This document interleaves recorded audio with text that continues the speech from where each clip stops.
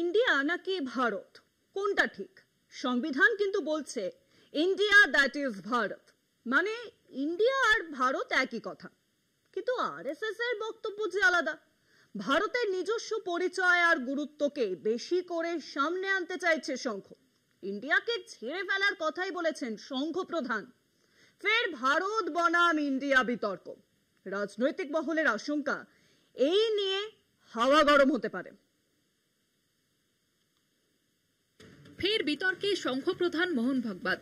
এবার দেশের নাম নিয়ে প্রশ্ন তুললেন ভাগবত।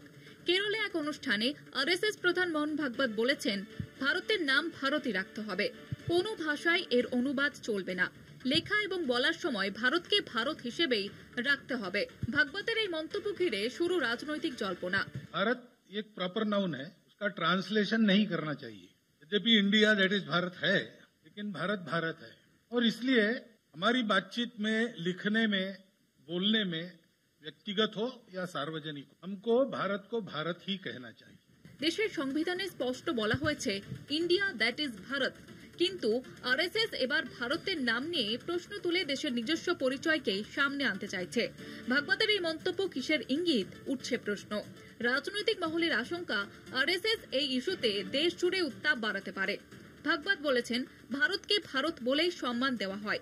যদি আপনি আপনার পরিচয় হারিয়ে ফেলেন, তবে যত গুণই থাক না কেন আপনাকে কেউ সম্মান দেবে না, নিরাপত্তাও মিলবে না। এটাই এই বিশ্বের প্রাথমিক নিয়ম। এর আগে চলতি বছরের 16 ফেব্রুয়ারি আরএসএস এর মধ্যবঙ্গ প্রদেশের একত্রীকরণ সমাবেশে মোহন ভাগবত নতুন শব্দ বলেছিলেন, আসেতু হিমাচল, অর্থাৎ সেতু থেকে হিমালয় পর্বত পর্যন্ত। সেতু বলতে সংঘ প্রধান রাম সেতুর কথায় সম্ভবত বোঝাতে চেয়েছেন, কারণ হিমাচল বা হিমালয় পর্বত ভারতের উত্তরতম প্রান্তে। সেক্ষেত্রে সেতু শব্দের মাধ্যমে তিনি দক্ষিণতম প্রান্তের কথাই বুঝিয়েছেন।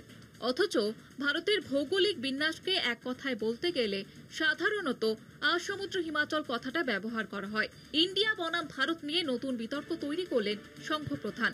সংঘের এই বক্তব্য নিয়ে দেশ কি নতুনভাবে উত্তপ্ত হবে?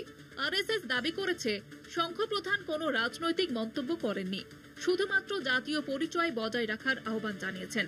যদিও বিরোধীরা মনে করছে ভাগবতের এই বার্তার পিছনে রয়েছে বৃহত্তর এক রাজনৈতিক ইঙ্গিত। কলকাতা টিভি।